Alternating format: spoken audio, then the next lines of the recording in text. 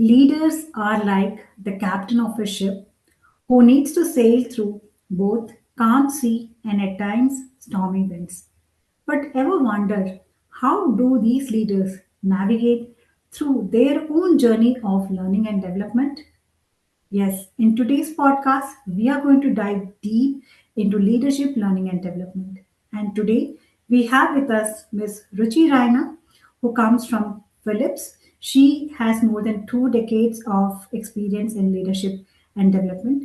And at Philips, she comes from the leadership and culture team. So let's welcome Ruchi.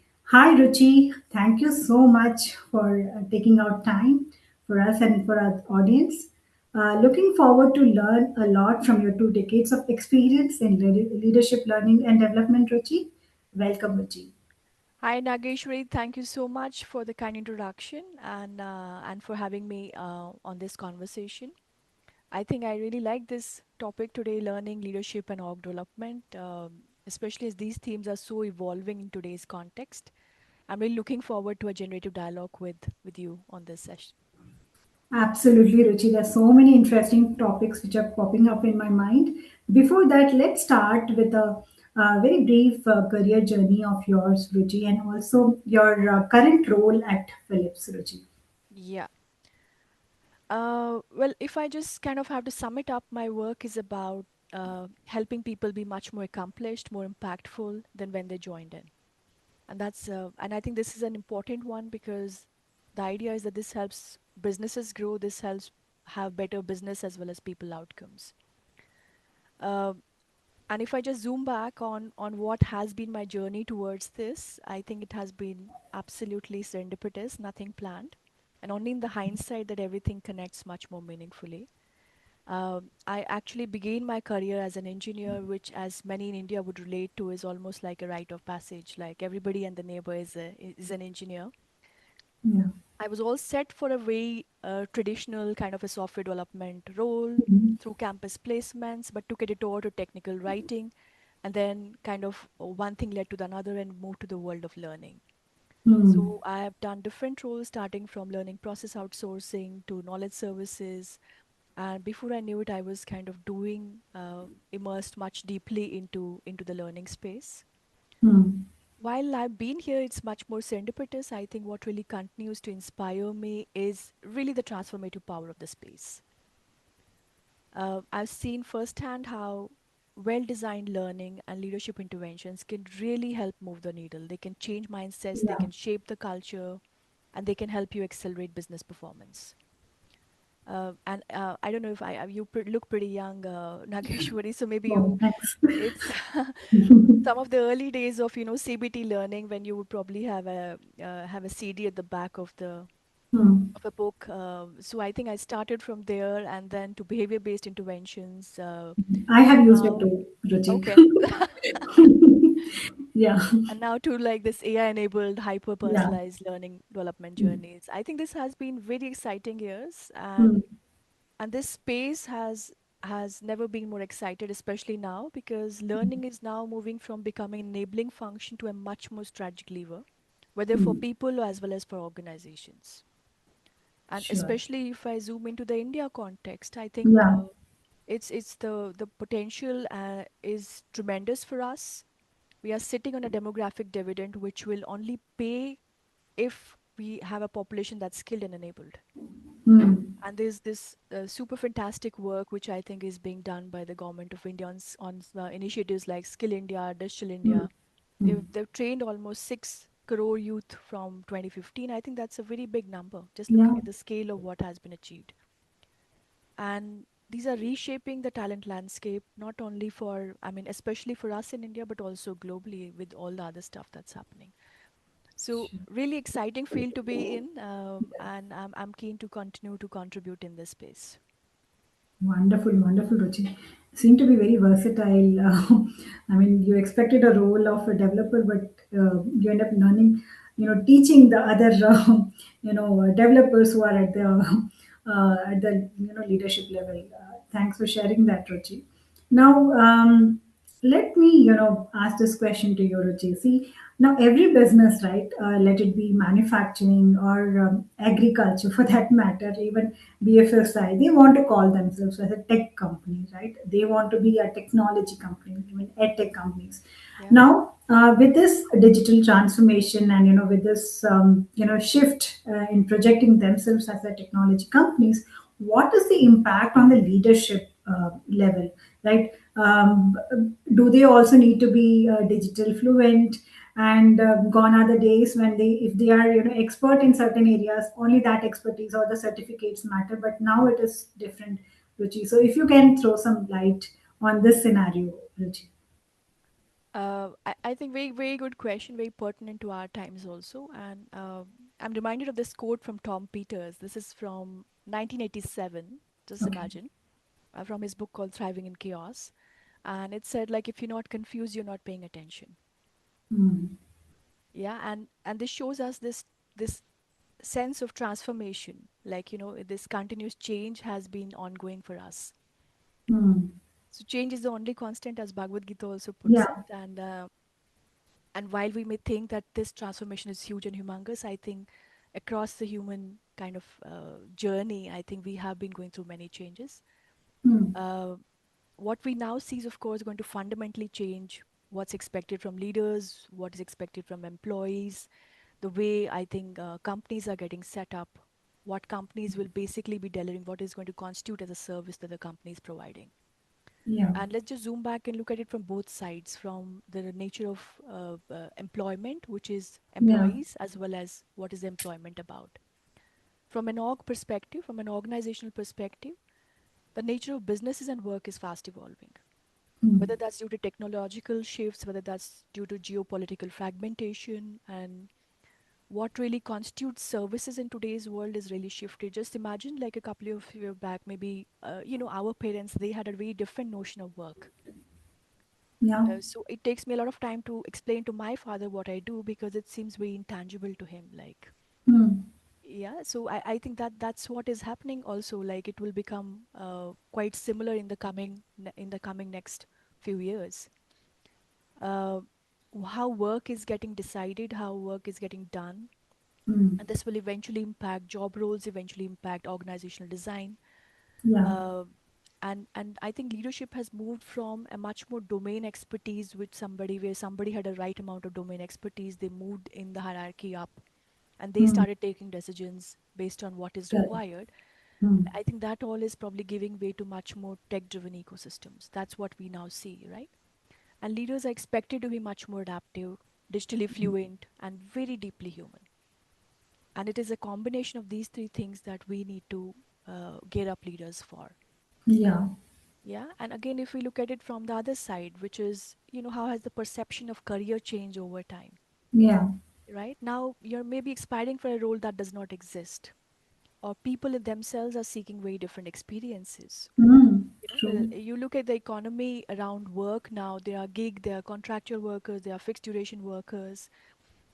People are looking for different things from their role. Somebody's looking for flexibility, somebody's looking for the freedom to work from anywhere, go to Thailand and Yeah. work from there. People are looking for a stronger connect to the purpose. Yeah. And this has also overall contributed to shifting what people expect from leadership.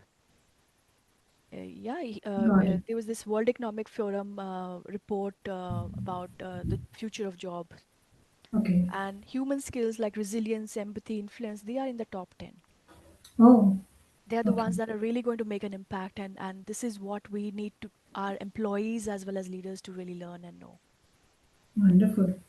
So In fact, what in our is podcast, yeah, we are thinking to, sorry to interrupt, because no, when go ahead. we use the word resilience, in fact, in our podcast, we are thinking to have a campaign exclusively of resilience.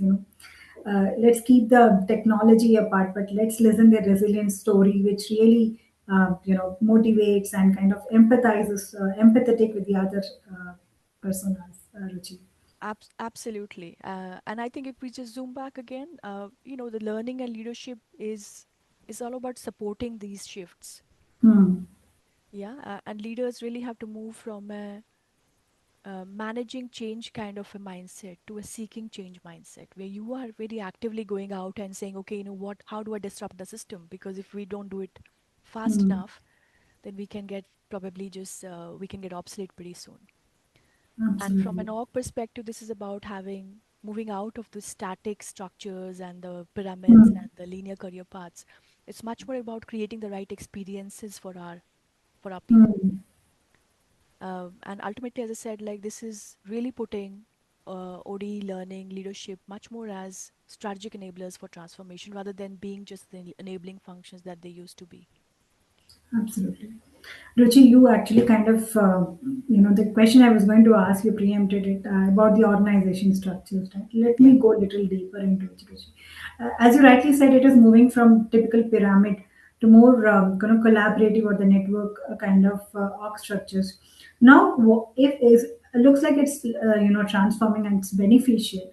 Now, having the structure, what are the differences of roles and responsibilities for these leaders, and are there also, because they see, as a leader they have to maintain that, okay, I am the leader and that leadership decorum, but at the same time they have to collaborate and get the work done from their juniors and the line managers. So how is the trend, in this collaborative kind of network? Is there also the reverse mentoring kind of scenarios that you're able to see, Ruchi? Yeah, I think let me just kind of probably give you my kind of experience around this. I think the 101 for leadership has not shifted. And Okay. that basically is like, as you become a leader, your role is not about delivering that work on your own. It is about delivering the work via the people. Okay. So as a leader, you need to be collaborative. As a leader, you need to be a coach. You need to be a Hmm. facilitator. What has happened with all the shift that we see right now, this has become much more accentuated. Hmm. Now, this has become much more important because this is now the core job of a leader. And especially if we just think about how AI is kind of shifting and moving stuff around. There's Yeah. also a lot of talk about, having human and AI teams all together. So there will be a supervisor. In fact, it was in today's Times of India talking about what will the matrix of new leadership be.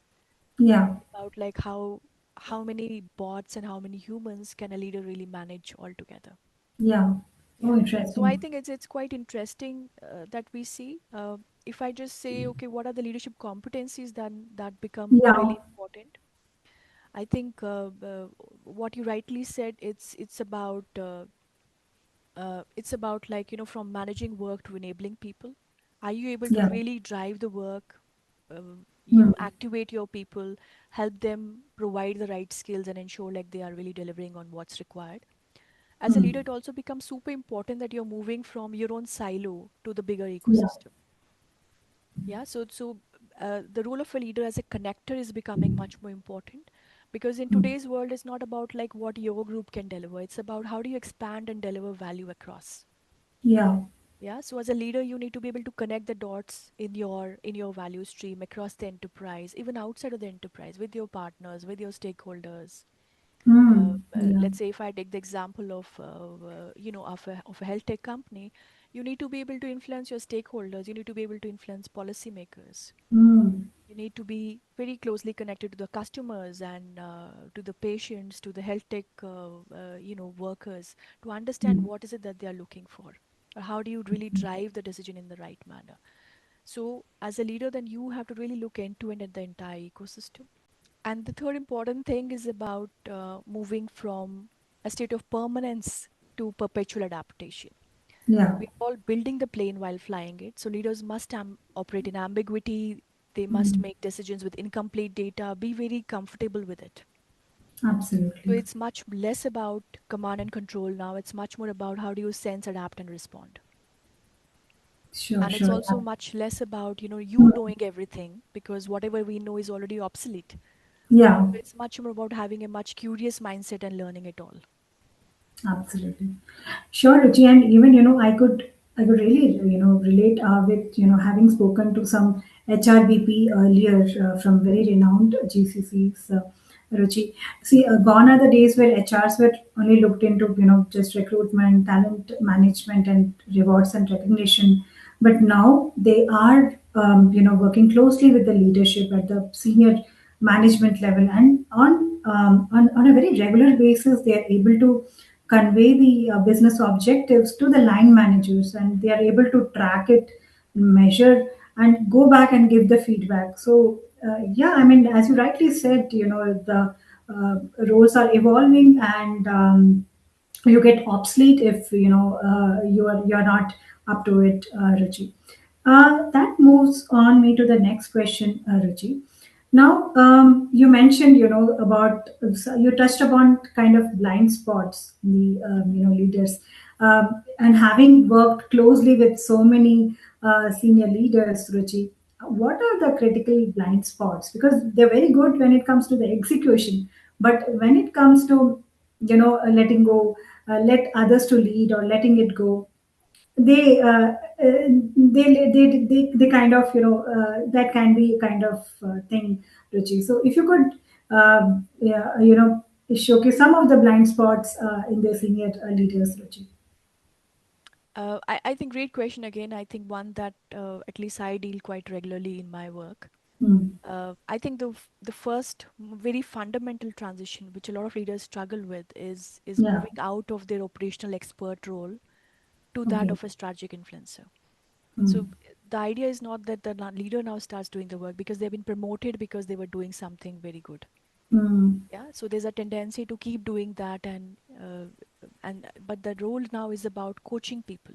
It's about coaching Hmm. your team to do the work, and your role then becomes much more about how do you become a strategic influencer? How do you really coach people? Okay. Yeah, so I think that's one of the most fundamental ones. Probably two others that I would touch upon, and I think Yeah. one of them is very close to me, is about having situational awareness. Okay. You have to be able to modulate your response based on the person and the situation you are in. Yeah, if you're talking to somebody whom you know is an introvert, then are you able to bring help them out? If you know somebody is an Okay. extrovert, or if you know there's a crisis situation, versus if you know this is a coaching situation, I still have a bit of a leeway. Oh, So okay. being able to modulate that is very important. That requires a lot of self introspection. That requires you to know who you are as a person. What kind of a leader do you want to be? What's the legacy you want to leave behind? Got it. Right?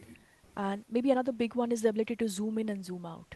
As you go higher up in the structure, you should still be able to zoom in and understand what the problems are happening at a grassroots Okay. level, but also then be able to zoom out and say, okay, how do I connect it across? Hmm.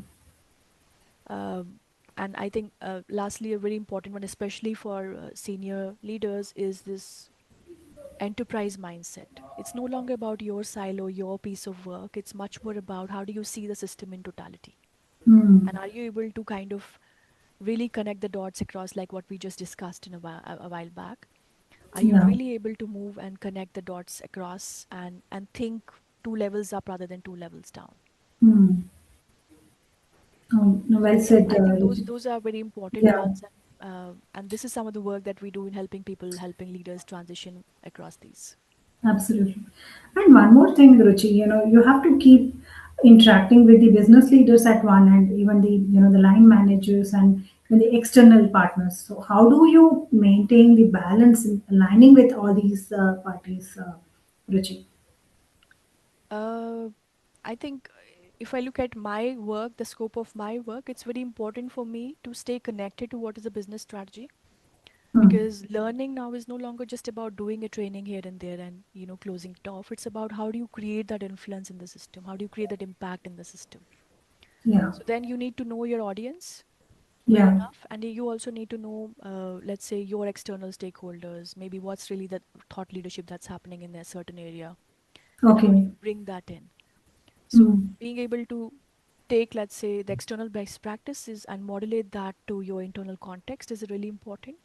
But ensuring that in the process you're really impact driven, you're focused on impact, and you're doing something which is not activity but is really generating value for the Hmm. company.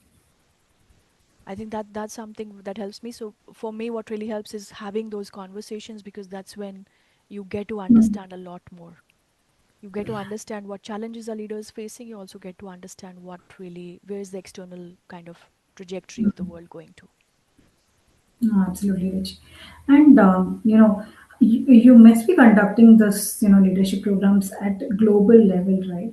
So, how do you manage it at scale, and how do you maintain the same quality, and how do you measure, the developments, Ruchi?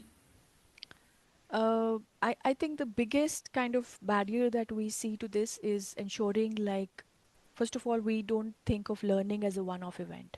And that's Mm, one of the things I strive very clearly on. The real transformation happens when we link learning to strategy. mm, When learning becomes one of the many levers that you are trying to move, mm. when you're trying to achieve a certain set of outcomes, Yeah. right? Let's say if you have to roll out a tool, and just giving you a very simple example, something I worked on a couple of years back. If you have to roll out a certain tool, then Mm, it is about the change management associated with the tool. It is then also yeah. about teaching people what the tool does. So there's a Yeah. bit of a learning element.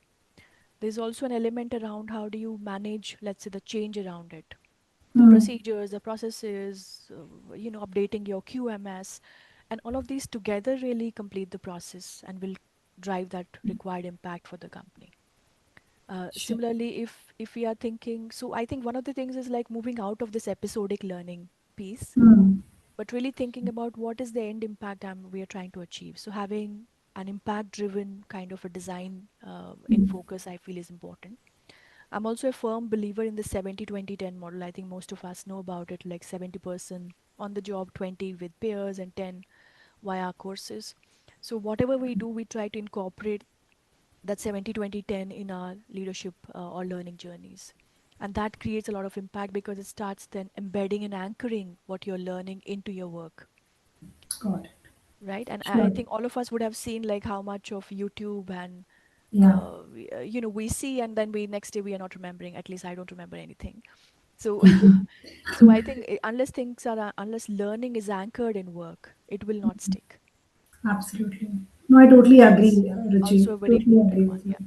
There's so much of content around, the consumption and the implication is what actually Yeah.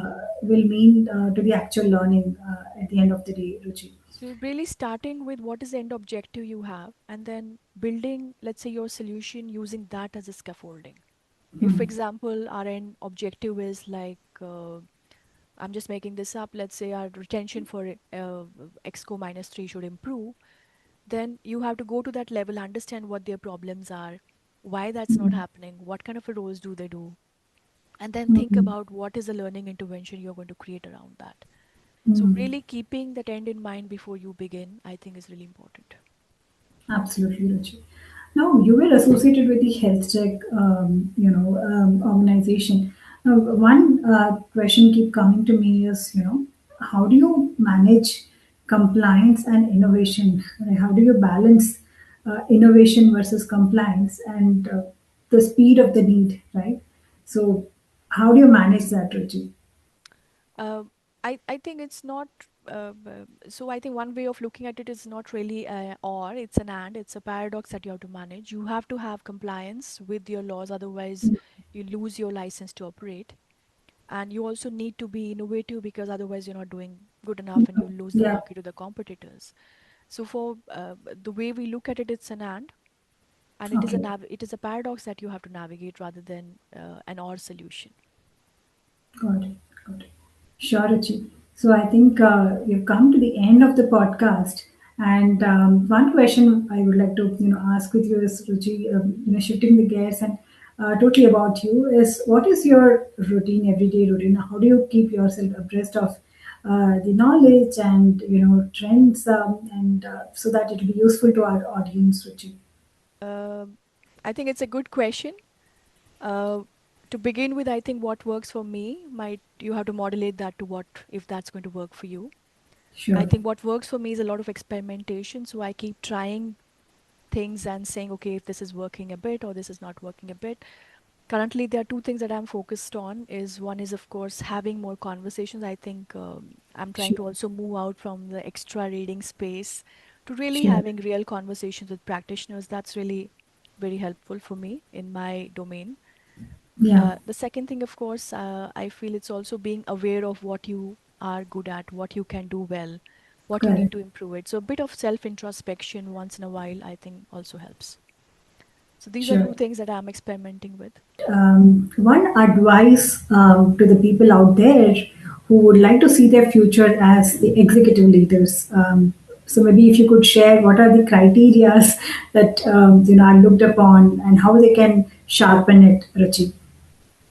Um, I think good question again. I think a lot of it has to do with, whenever, whatever you're doing, think two steps ahead. Think about how your skip level boss would be thinking about the problem. What is it that really is important for that level? I feel that's if we ask that question many times in the work that we do, I think it probably leads to a lot more options for us and also helps us connect much more strategically to what is the objective of the company. So think about your role, what you're doing, and also think two steps ahead. Great, great, Ruchi. Wonderful. I think it was great, having you in our podcast, and I look forward to being in touch with you, Ruchi, and invite you more in my upcoming podcasts on a different, campaigns, Ruchi. Thank you so much again for taking out time, Ruchi. Thanks, Nageshwari. The pleasure has been all mine. Really enjoyed sharing my journey and perspectives on this, and I hope it sparked a couple of thoughts for for our listeners. Really Absolutely, looking forward. absolutely, Ruchi. Thank you. Thank you